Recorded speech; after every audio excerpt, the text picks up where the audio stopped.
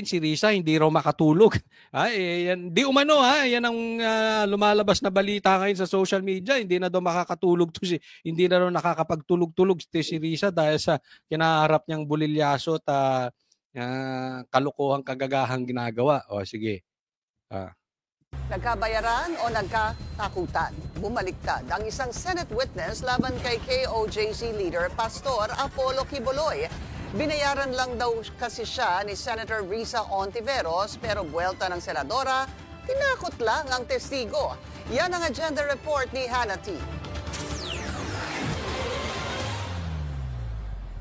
Binayaran po ako ni Sen. Risa Hontiveros para mag-testify laban kay PRRD, VP Sara at kay Pastor Apollo C. Quiboloy. Yan ang seryosong... Yan na matindi yan, ha? Kita mo na kung ano klase ang puso ni Risa Hontiveros. Talagang may galit siya sa Duterte, kaya damay-damay pati si Pastor Quiboloy. At bukod sa gahaman sa kapangyarihan si Risa dahil sa gabal sa pangarap niya si BP Sara, gahaman din sa pera. Dahil ang sinabi nitong testigo na si alias Rene, kung tawagin nila, ay merong habol doon sa kingdom. Kaya nagpapahukay sila sa tulong ni Torre. Aligasyon ni Michael Murillo na dating Senate witness na sinabing pinilit siya ni Senator Risa Hontiveros na mag-testify para pabagsakin ang Kingdom of Jesus Christ ni Pastor Apollo Quiboloy. Kaya't seryosong legal action din ang inihahanda ng senadora laban sa kanya. Tumestigo si Murillo noong February 19, 2024 sa Senate hearing ng komite ni Hontiveros. Dati siyang miyembro at landscaper ng Glory Mountain ni Quiboloy. Isa sa claims ni Murillo, nakita niya sina VP Sara at FPRRD na bumisita sa property ni Quiboloy. Di ba? Pinilit idamay. Ganyan po desperada to si Risa. Pinilit niyang madama yung mag-amang Duterte, may dagdag ka ng 500,000. Ganon katindi po yan si BP Sara. Ganyan, alam niyang kawala siyang kapag-apag-asa. Napaka-desperadang babae. At umalis ng may dalang bag ng mga armas. Kilalang spiritual advisor ng dating Pangulo si Quiboloy at naging bahagi pa siya ng pambato ni FPRRD sa nagdaang senatorial race. Wala naman akong nasaksihan na ganong pangyayari. Pinilit din akong idagdag yung pangalan ni Senador Bongo at Senador Bato de la Rosa sa affidavit kapalit ng mas malaki. Kaya nga, ikaw Bongo, hindi ka pa ba magsasalita? Dinamay na kayo nito. Buti si Bato nagsasalita na. Yung mga ibang senador, di ba kayo magsasalita? Nako. King halaga ng pera. Pero hindi ko na sila isinama kasi baka umattend sila sa hearing at magtanong. Binigyan daw siya ng 500,000 pesos para isama sa affidavit ang pangalan ng pastor at ng mag-amang Duterte. Nagka-additional 500,000 pa raw nang matapos siyang tumestigo sa Senate hearing. Pero walang katotohanan ng mga ito ayon kay Hontiveros.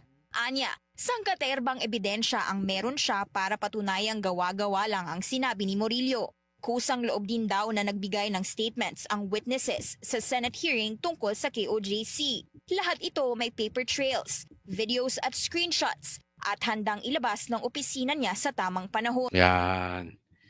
Yan ang parate ganito. Pagka may balita, ang usually sinasabi, pagka hindi nila agad masagot, fake news yan, or pinilit, or tinakot, or binayaran, or may ilalabas silang ebidensya. Halatang-halata na bumibili ng panahon itong si Risa. Kung testigo nga binibili, panahon din. Kasi apakasimple. Nakita nyo yung testimony nitong si alias Rene? Detalyado. Doon mo makikita pag ang tao ay nagsasalita ng totoo. Hindi generic. Hindi yung parang si BBM na ang sinasabi yung kampanya niya. Ang kampanya, ang plataforma niya ay pagkakaisa. Uniteam. Bagong Pilipinas. Yung ganon, ganyan ang palusot ng guilty. Generic yung sinasabi. Si alias Rene, pinangalanan. Ang dami niyang pinangalanan. Even the dates. Specific po. Up to the smallest detail. Binanggit ni alias Rene. Ibig sabihin, confidence siya sinasabi. Pag ikaw magsisinungaling, hindi ka magbabanggit ng specific. Dahil mahuhuli at mahuhuli ka. Remember, sinabi niya, gusto daw niya ipadamay ni Risa si Bato at si Bongo. Hindi niya dinamay kasi baka matanong siya. Dahil pag fabricated ang ebidensya, mahuhuli ka, kaya iniwasan. Ito si Risa, ang dahilan niya, meron silang ebidensya, ilalabas sa tamang panahon. Remember that, tamang panahon. But for the meantime, para masagot niya ang media, ang style niya, kunwari meron siyang ebidensyang ilalabas. Kunwari may paper trail. Kunwari, sinabi niya, maaring tinakot yan si alias Rene or maaring binayaran. Tinakot yan at binayaran. At meron silang ebidensya patungkol dito. Anong ibig sabihin? Inaalam muna ni Risa kung gaano kalalim ang tama. Iniimbestigahan niya muna. Tinitingnan niya muna. Inaalam. Una, kung saan ba posibleng nakatira to si alias Rene. Ano ang hawak nitong ebidensya? Kasi baka maglabas sila ng fabricated na ebidensya, may pagsuplak si alias Rene. Ganyan po yan. Kasi pwede niya namang sinabi, ay hindi. Alam nyo, nung panahon na ito, magkasama itong si ganito at sika si ganito. Yung staff kong yun na tinutukoy niya ay wala dito. Pwede niyang kontrahin ng detalyado. Kasi kung nagpapalusot to si alias Rene, mali yung binabanggit niya, definitely hindi tutugma doon sa facts, sa realidad. At pwedeng gibain ni Risa antimano ng purong detalye. Pero hindi. Di ba? Generic yung sinasabi niya. Para lang humupa at makita niya hanggang gaano kalalim, gaano kalayo ang damage at ebidensya nitong si alias Rene. Saka sila hahakbang. Diba? Tingnan mo, nanahimik siya. Yun lang sinabi niya. Tahimik na siya. Yeah. Pinapagalaw niya again. Of course, yung staff na naman niya ang gagalaw dyan. Possibly, yung attorney niya. We don't know. Diba? But then again, sinabi ko nga sa inyo, may pattern na to si Risa. Ganyan ang galawan niyan. Dagdag ni Ontiveros, may mga tangkari ng pananakot sa kanyang staff at mga testigo. Pero hindi magpapatalo ang senadora sa tinawag niyang act of harassment at Pambihira to si Risa. Sila pa hinaras. Kayo pa ang tinakot. Tinago mo sa condominium mo. Bakit hindi mo i-deny? I-deny mo, sabihin mo. Diba? Yun yung sinasabi ko, specific eh. Anong sabi ni alias Rene? Tinago mo siya sa kondo mo. O ba't di mo i-deny? Hindi ko siya tinago sa kondo ko. O sabihin mo, saang kondo alias Rene?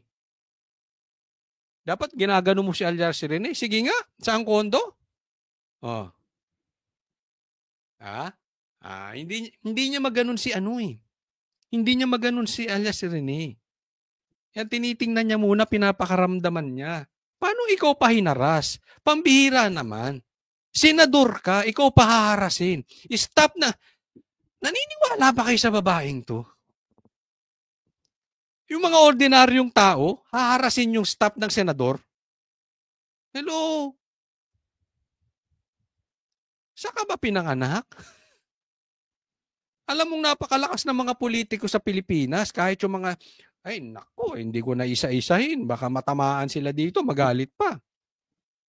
Hindi ko man nilalat, hindi ko sinasabing staff mo ha. Sa totoo lang, minsan mas madali pang kausap yung mga politiko. Yung mga staff, akala mo sila yung talagang nakaupo, ang yayabang niyan. Hindi ko na kayo papangalanan, pero may mga nakakausap akong staff, ha? Daig nyo ko pang umasta para kayo suplada. Para kayong hindi tinatabihan ng asawa ninyo. Daig nyo pa presidente umasta. Alita, hindi ko sinasabi yung staff mo, Risa. Ang punto lang natin dito, haharasin ka ng isang ordinaryong tao. Huwag mo sabihin si Pastor Kibuloy na naman ng haras sa'yo. Nakakulong na yung tao, 70 plus years old na. Ikaw senador. Sinong loko-loko maniniwala sa mga pinagsasabi mo, Risa? Intimidation at hindi nila palalampasin ang mga nasa likod nito. Kaya nga, huwag mong palagpasin. I dare you. Sabi nga ni Atty. Topacio, idemanda mo siya. Huwag mong palagpasin. Demanda mo si Atty. Topacio. Ito lang sa akin. Senador, dapat magsalita kayo dito. Gaya ng sabi ko, ang nadinig ko palang nagsasalita at nagko-komentaryo patungkol dito ay si Senator Bato. Asan kayo mga senador? Lahat po ito, hindi lang yung mga Duterte Black, lahat po. Dilawan, Pulahan, Duterte Black, lahat kayo. Asan kayo? Bakit hindi nyo questionin to? Questionin nyo kung naniniwala kayo na nananakot ito at bumibili ng testigo. Kung hindi naman kayo naniniwala, dapat may stand kayo. Alam nyo kung bakit? Ang nagamit na plataforma, Senado. Ginamit ang Senate hearing. So, ibig sabihin, yung ginawang krimen na bawal sa batas, pinadaan sa Senado. So, whether you believe Risa Hontiveros or not, dapat may aksyon kayong gawin. Hindi pwedeng wala kayong aksyong gagawin. Ulitin ko, sa Senado yan nagawa. Kung hindi kayo naniniwala sinasabi ni alias Rene, edi sabihin nyo, imbestigahan ninyo. Kasuhan nyo si alias Rene. Dahil binababoy niya ang Senado. Pero kung kayo naniniwala kay Risa, ay naniniwala kayong talagang si Risa ay nagbabayad ng testigo at ginamit ng Senado, si Risa ang nambababoy ng Senado. May dapat, kasuhan nyo si Risa. O i-ethics ninyo. In any case, naniniwala ka o di ka naniniwala kay Risa, magsalita kayo mga senador dahil nabababoy at ginamit ang inyong plataforma. Maliwanag. Kaya hindi ka pwedeng tatahimik lang dyan. Ngayon namin kayo kailangan mga senador. Naalarma naman si Senator Bato de la Rosa sa pagkadawit ng pangalan niya sa video. Buti pa to si De La Rosa eh. Si Bato eh. Pareho ang panawagan ng dalawang senador. Panagutin ang nasa likod ng mga maling paratang at paninira ng mga sangkot sa issue na ito.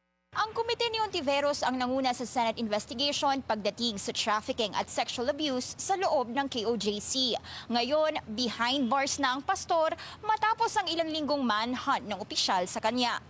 Para sa agenda. Ako, ito simple lang.